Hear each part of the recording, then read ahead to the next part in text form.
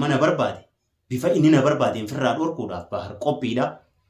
Saniifuu akkumaan isiniin jee daawwattoota kiyya balloolleen akkana hojii gaddaafaa tanaan seenne itti anaatu mataa kootiin cilaawaa. Lammii bahar cinaa haa dhaabbannu, lubbuu baharaa baraaru. Eega inni du'e gartee hin boonyuu fi odoo inni jiruu lubbuu haa baraaru, cinaa haa dhaabbannu. Assalaamu alaikum warahmatullaahi wabarakaatuh. Kam jirtan jaalatantootaa fi hordoftoonni gartee maameetii warri taatan martinuu ga'a. Nageenyi keenya qilleensaraan isin haadha qabu isiniin jecha. Arraa bakka malee hin jiraasi. Yeroonis yeroo maleedha. Wanni gartee arra maaltu si viidiyoottan waan hedduu nama gaddisiisuu fi qalbii nama cabsaa hedduu takka namatti dhagahama. Obboleessa keenya bahar Oromoo lammiitoo hedduun takkaan isin jaaladha, hedduu takkaan isin kabaja. Obboleessa keenya lubbuu haa baraaru, bahar lubbuu haa baraaru. Haasawaa isaatiitu arran ol baase. Haasawaa isaadhaa amma gartee odumaan sooshaal miidiyaa yuutuuba ilaalu. Haasawni isaadhaa haasawaa dhaammannaadhaaf fakkaata. Haasawaa gartee nama dhaammatuu takka fakkaata. Hoggaan san arte duba taa'uudhaan dadhabe. Dhugaa Oromoo gartee yeroo namni keenya kute, yeroo namni keenya du'e walii boohuu dhiifnee odoo jirruu waliif yoo dhaabbanne irra wayyaadha. Maaliif yoo ta'an Hacaaluun seenaa nuti hambisee kute.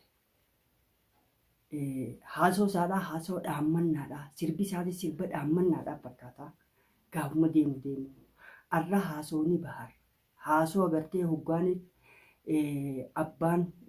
abbaan tokko yookaan abbaan gama akhiraa deemu ilma dhaammatu fakkaata obboleeyyan kiyya.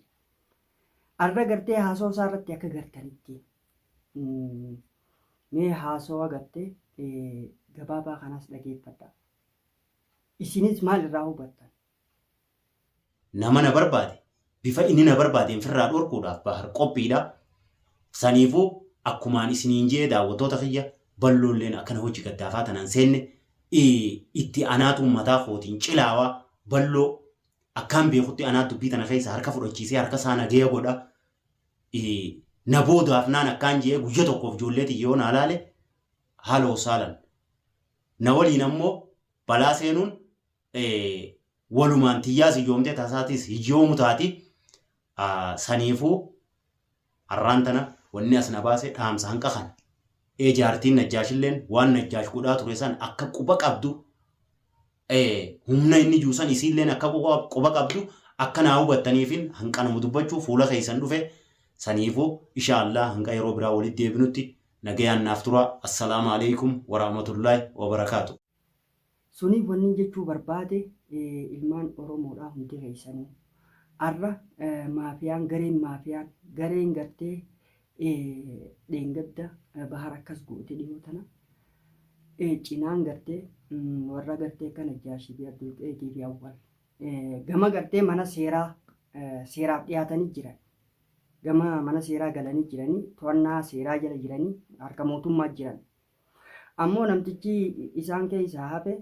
Seetichaa hojii walii galee akkaataatti baafnu gartee bakka takkaan argaa dirqii mura teenyaan nama tokko nuun baafnu bakka takka baasu teenyaa inshaallah. Isin erga haala kaate. Kadiir jechuudha. Kadiir iccitii guddoodha qaba. Yeroo iccitii san baasuudhaaf deemutti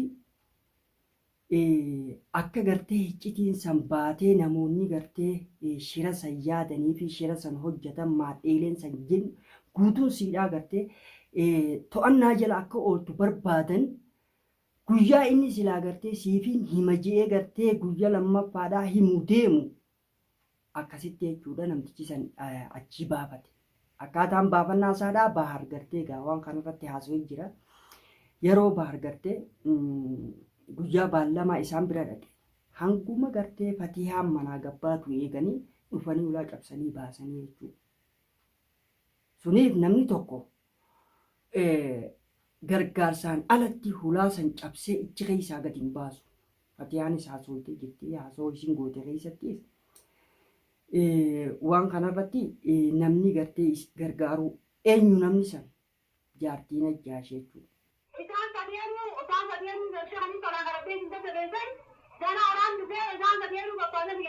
Ni baasta gaa yeroo ati isaan baasisan biyya tana sumaa qabaa'u akkasitti jeenummaatiin nu garsiiste jechuudha. Jaartiin Najjaash ammallee taatiite godhaa jirti.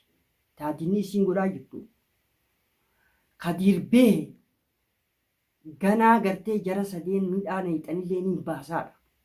Suniif obboleeyyan keenya taatinni godhamu jiru kun Baharii fi Fatihaadha. Arra Baharas deebi'ee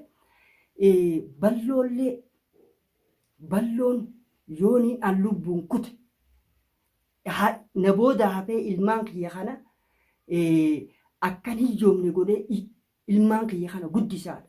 Kanaaf balloollee gartee waan kana akka gartee inni irraa dhaabbatu naatu godhaa jechuun maal jechuun ifiifiin itti cilaawa jechaa jira Bahar.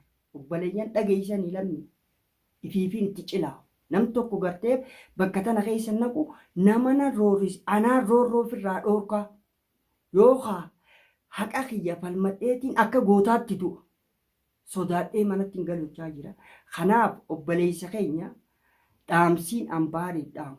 Bahar amma kaleessaas arraas boruus taanaan simaddi dhaabbanna simaddi jirra roorroo sirraa dhoorkuudhaaf abadan si galte kophatti sin dhiifnu. Ati arra gartee balloodhaan gartee ifirraa dhaaba jechuun kee waan biraan na dhageessitte. Akka waan arra gartee kafana kee uffattee gartee gama akhiraa deemtu na fakkaatu jirti. Kun abadan numan ta'uunis hin eeyyamnuus. Odoo jirruu odoo lubbuun jirruu wal baraaruu qabna malee eega namni du'e teenyee waliin boonyu abadan kana gurra isin calawu. Kanaaf obboleessa kiyya qaalii akkasii lammi. Ganaa wal harkuteenya waliin baanee akka mana haariyaa isaan hundaanuu wartee miti akkaan isin godhuu ta'u mee harkitanii nama nu booda irraa hin harkinee jedhu. Waa hundaanuu jaayiza maganaa. Miitiyya Bahar cinaa haa dhaabbannu lubbuu Bahar haa baraaru eega inni du'e gartee hin boonyuu fi odoo inni jiruu lubbuu haa baraaru cinaa haa dhaabbannu gareen shiraa tagalee isa gartee isaan adda baasu isaan gartee isa dhabamsiisuudhaaf shira meeqa irra yaadan arra to'annaa jala oolanii tokko tokkoon as guuramuu eegallaan hundeen teenya dubbeen teenya akkam beekamne jechuudhaaf akka gartee namni nu duuba jiru humniti guddoon nu duuba jirtu san akka as hin baane akkam beekamne jechuudhaaf si galte waan kana godhaa jiran Kadiir sababaa kanaaf baasan dhageessanii arra Kadiirilleen gabbee kaleessa jechuudha gabbee garee shiraa harkaa bee ji'ee dhaadachaa jira dhaadannoo agarsiisaa jira. Yeroo gartee gareen shiraa jaaramtee gabbaatee magaaluma keessa jirutti dhaadannoo gaggeessitu. Namuma gartee Oromoon akka ijaatti eegganna jennee eenyu. Namuma gartee gama artiitiin Oromoodhaaf fakkii tahaa jiru. Nama Oromoo biratti gartee jaalalaa fi kabajaa qabu. Nama onnee Oromoo keessa jiru dhabamsiisuudhaaf yaadani abadan kana nuti callifnee hin laallu. Kanaaf Oromoo lammiitii dammaqaa yeroo walii dhaabbatan amma. Kanaaf abadan Bahar ichi dabarsinee diinaaf inuma hin laannuusi laachuufis hin teenye. Gareen maafiyaan isin Kadiir akkuma kaleessa qabamtetti abadan dhaadannoo ta'e arra gabbaatee dhaadattu tan akka dhiiraatti. Gaafa gartee isaan harka jirtu akka gartee basoon marrachaa arra gabbaatee dhaadatti. Sii fi jaartiin Najjaashiis. Isin ammoo yeroo gabaabduu keessatti to'annaa jalaa isin ooltan humna jabduu isin duuba jirtu. Ta diinagdeedhaanis humnaanis if jaartee gartee if dandeenyee jirra isin gartee likkii galchuu teenya jattanii dhaadattan tana as bahuudhaaf teessi abadan kananii isin ejjamnu lubbuu namaa galaafachuu abadan hin ejjamu. Isinii fi murni teessanii fi sheekni keessanis waliin gartee mana hidhaa dukkanaa mana gartee jawwee fi qajjeebboon keessi jirtu seenuudhaaf teessan humna isin duuba jirtu san hundaas baaftanii tana akkanuma qabaddu taa'een deebisi arrammoo mee haasoo kanas dhageeffadhaa. Haasoo kanarratti akkuma hubattanitti hadiira.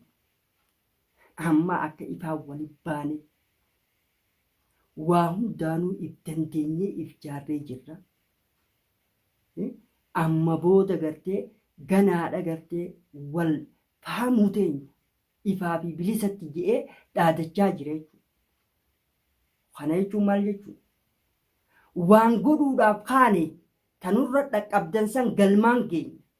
Kaayyoo gartee qabannee lafaa kaane san abadan galmaan keenyaa jechaa jira. Kanaaf shirri arra bahar irratti boru ana, boru sihi, boru isini, boru iftaa isini jechuudha. Kanaaf shirri kun asumatti gareen shiraa kun humna siita isii duuba jirtuu fi warra isaanii wajji ijaarame mara gartee bakka takkatti to'annaa jala galchanii hundeedhaan buqqisuu yeroon siidhaam. Lammiitii warreen bahaa fi dhiya jettan ka biyya keessaatii ka biyya alaatiis du'aa'iidhaan cinaa dhaabbadhaa. Obboleessa keenyaafis du'aa'ii godhaa, fatihaadhaa fi baariifis akkasumatti balloodhaafis balloo atilleen gartee hedduu takka bahar cinaa dhaabbattee hedduu takka nu gammachiifte wajjin keesseen yeroo mara gartee nu boonsa. Kanaaf obboleessa kiyya isin maddi jirra waliin dhaabbanna addanafnu bahar dabarsinee isaaniif hin kenninu bineensa nama nyaatu. Suniif obboleeyyan keenya wanni gartee akira dhaammadhu immoo isinis warri fagoo jirtan du'aayii godhaaf jabaadha obboleessi keessan akka itti du'aayii isinii godhu gartan. Kanaaf isinilleen du'aayiidhaan jabaadhaan cinaa dhaabbadhaa nutis gartee qaamaanis gartee bira dheenyee hanga gartee qe'ee isaatis nagee eeysinee nagee isaatis eeysifnutti. Suni nutilleen gartee sadarkaa sanii cinaa dhaabbanna. Ammoo baarii fi balloon hedduu takka if eeggadhaadha. Yeroo sossootanis bakka yaatanittis waan gootanii fi tarkaanfii fudhatan hunda walii wajji ta'anii waliin dhaabbannee jiraannu waliin jiraannee dhumnus waliin dhumnaa obboleeyyan kiyya. Suni wanni na fide kanuma dhaamsa kanaan dabarfachuudhaa dhufe dhaamsa kanaas gartee wal biraan gahaadha. Waan gartee haaree dhufes gartee jidduma jiddaan isin hubachiifne isiniin jechaadha. Waan irra geenyes gartee isin hubachiifnaa isin jenna. Saniifuu gartee egaa nagaan nu tura. Wassalaamu alaikum warahmatullahi wabarakatuh.